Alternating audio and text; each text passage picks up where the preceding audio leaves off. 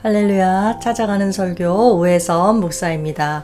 오늘 우리를 찾아오시는 하나님의 말씀은 이사야 64장 8절 9절 말씀입니다. 그러나 여호와여, 이제 주는 우리 아버지시니이다.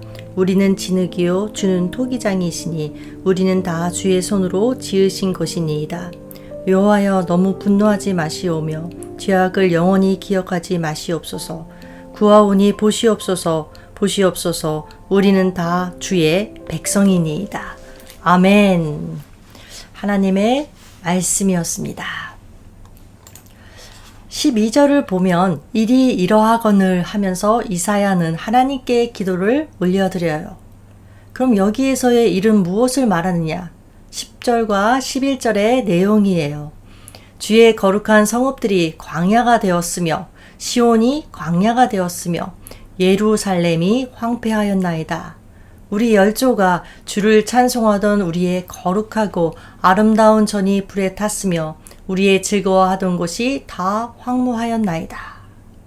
자, 말씀을 보니까 예루살렘이 황폐하였고 예루살렘 성전이 불에 탔다고 해요. 왜일까요? 하나님께 범죄했기 때문이에요. 65장 7절을 보니까 그들이, 그러니까 이스라엘 백성이 산 위에서 분향하며 작은 산 위에서 나를 능욕하였습니다. 그러므로 내가 먼저 그 행위를 헤아리고 그 품에 보응하리라. 이스라엘 백성은 이미 오랫동안 하나님께 범죄했고 그래서 하나님께서는 진노하셨어요. 5절 말씀이죠. 우리가 범죄함으로 주께서 진노하셨사오며 이 현상이 이미 오래되었사오니 우리가 어찌 구원을 얻을 수 있으리이까. 이 현상이 이미 오래되었사오니 라는 표현을 통해서 알 수 있듯이 이스라엘 백성은 하나님 앞에 범죄함이 이미 고질적인 습관이 되어버렸어요.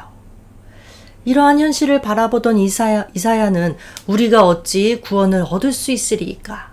무릇 우리는 다 부정한 자 같아서 우리의 의는 다 더러운 옷 같으며. 자, 여기서 이사야는 의를 옷에 비유하고 있어요. 우리의 의는 다 더러운 옷 같다.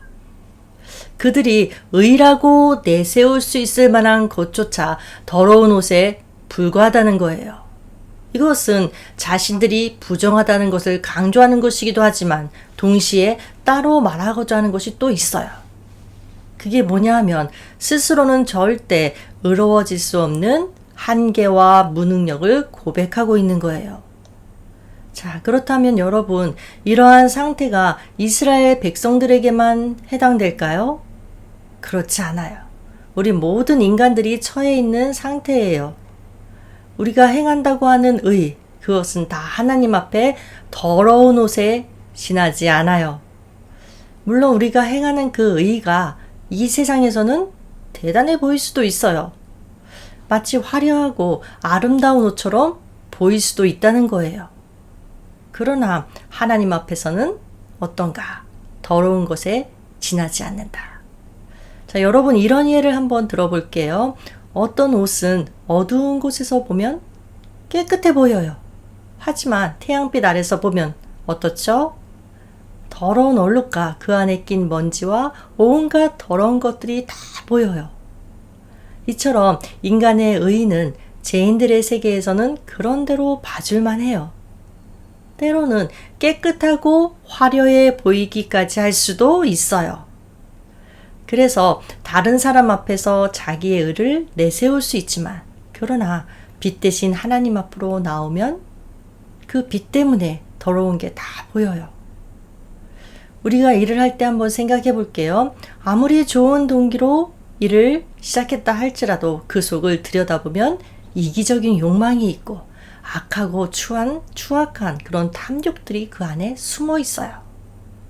이것이 바로 우리 인간이 말하는 의이고 우리가 자랑할 만하다고 내세우는 것들의 실태예요. 그래서 이사야는 무릇 우리는 다 부정한 자 같아서 우리의 의는 다 더러운 옷 같으며 자신들의 죄도 고백하지만 동시에 인간의 한계와 무능력을 철저하게 고백해요. 그리고 나서 하나님께 호소합니다. 8절, 9절 말씀이죠. 그러나 여호와여, 주는 우리 아버지시니이다. 우리는 진흙이요 주는 토기장이시니 우리는 다 주의 손으로 지으신 것이라.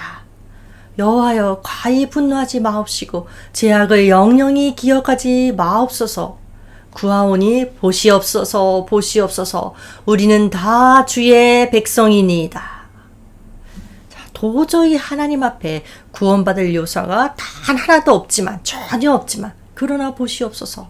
주님께서는 우리의 아버지가 아니십니까? 토기장이신 주님께서 우리를 지으셨고 우리는 다 주님의 백성입니다.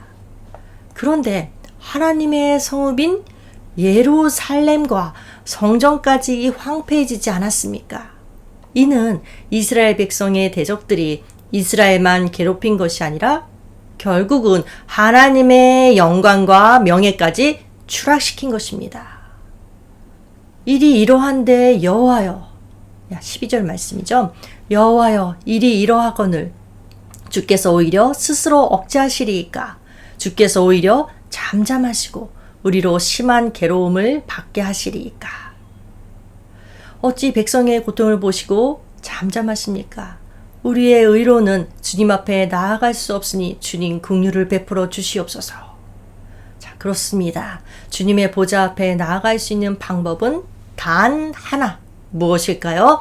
주님의 긍휼하심을 받는 것 외에는 절대 없습니다. 히브리서 4장 16절 말씀에 이런 말씀이 있죠.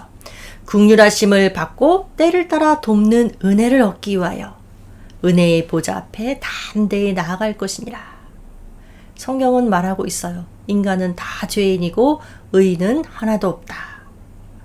어떤 사람은 도덕적인 모습으로, 또 어떤 사람은 자신의 믿음의 열심과 헌신으로 하나님 앞에 나아가려고 해요. 그러나 인간이 의라고 내세울 수 있을 만한 것들은 다 더러운 옷에 불과하다는 사실. 왜냐하면 인간 속에는 원래 선한 것이 없어서 스스로 의로워질 수 없기 때문이에요. 그래서 우리에게 필요한 것은 하나님의 긍휼이에요. 이 긍휼의 은혜는 그냥 값없이 거저 우리에게 주어지는 거예요. 왜냐하면 하나님은 우리의 아버지시니까. 그러나 여러분, 긍휼의 은혜가 저절로 오는 것은 아니에요. 긍휼의 은혜를 받기 위해서 우리가 가장 먼저 해야 할 일, 자기 자신의 죄에 대해서 성찰할 줄 알아야 해요. 그리고 죄에 대해서 아파할 줄도 알아야 해요. 그리고 그 죄의 문제를 가지고 하나님께 나아가는 거예요. 여러분, 죄에 대해서 내가 아파할 줄도 모르면서 하나님의 긍휼, 용서 이런 것만 운운한다면 하나님의 그 긍휼과는 하나님이 아무리 그 긍휼이 풍성하다 할지라도 긍휼의 은혜와는 거리가 멀어져요. 하나님께서는 사랑의 하나님이시지만 동시에 공의의 하나님이시기 때문이죠. 그래서 하박국 선지자는 이렇게 간구했어요. 진노 중에라도 긍휼을 잊지 마옵소서. 공의의 하나님께서 진노를 다 쏟아 부으시면 이스라엘 백성은 모두 다 전멸이에요. 우리도 마찬가지예요. 그래서 징벌하시는 중에라도 불쌍히 여겨달라고 간구했어요. 로이드 존스는 이에 대해서 이렇게 말합니다.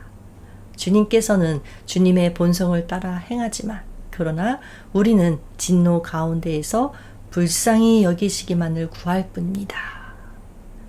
자, 여러분, 그렇다면 공의의 하나님께서는 어떤 방식으로 긍휼을 베푸시는가? 하나님께서는 죄를 미워하시기 때문에 죄를 그대로 둔 채로 긍휼을 베풀지는 않으세요. 예레미야 1장 10절 말씀에 그게 나타나고 있죠. 보라, 내가 오늘 너를 여러 나라와 여러 왕국 위에 세워 네가 그것들을 뽑고 파괴하며 파멸하고 넘어뜨리며 건설하고 심게 하였느니라. 자, 여기에서 뽑는다, 파괴한다, 파멸한다, 넘어뜨린다. 이 네 동사는 그동안 저지른 죄에 대한 심판이에요. 자, 이것은 공의의 하나님이라는 증거죠. 하나님께서는 일단 죄를 뽑으세요. 파괴하세요. 넘어뜨리세요. 여러분, 이 과정은 정말 아프고 힘들어요. 그러나 이 과정을 거쳐야만이 다시 하나님께서 심어주시고 다시 건설해 주시는 긍휼의 그 은혜가 임할 수 있어요. 하나님의 긍휼과 사랑은 죄를 뿌리 뽑고 파괴하고 넘어뜨리는 것을 전제로 한다는 거예요. 그런데 여러분, 죄의 뿌리가 무엇이죠? 성경은 욕심이라고 말해요. 욕심이 잉태한 즉 죄를 낳고. 어쩌면 죄라고 하면 나와는 별로 관계가 없는 것처럼 생각될 수도 있어요. 왜냐하면 내가 비교적 양심 있게 도덕적으로 사니까. 그래서 내가 잘못은 했지만 그렇다고 죄라고까지 하기엔 좀 과하다, 이렇게 생각하실 수 있어요. 그러나 죄 대신에 죄의 뿌리인 무엇? 인간의 욕심을 떠올리면 아무도 자유할 자가 없을 거예요. 우리는 죄에 대해서 예민한 영성을 가지고 죄를 죄로 인식할 줄 알아야만이 하나님 앞에 내가 나아가서 가슴 아프게 죄를 고백할 수 있어요. 그리고 긍휼히 여겨달라고 간구할 수 있어요. 자, 우리의 연약함에도 불구하고 우리가 하나님의 긍휼에 호소할 수 있는 근거, 하나님은 우리의 아버지시기 때문이에요. 토기장이신 하나님께서 우리를 빚으셨고 우리는 다 주님의 백성이에요. 그런데 성도 여러분, 혹시 하나님이 진노하시는 일이라는 것을 알면서도 과거부터 무의식적으로 저질러 온 죄악이 있지는 않습니까? 그렇다면 악은 모양이라도 버리는 삶을 살아야 해요. 그래야 하나님의 긍휼하심의 은혜를 입을 수 있고 하나님께서는 반드시 그런 자들을 구원에 이르도록 인도하실 줄로 믿습니다. 아멘.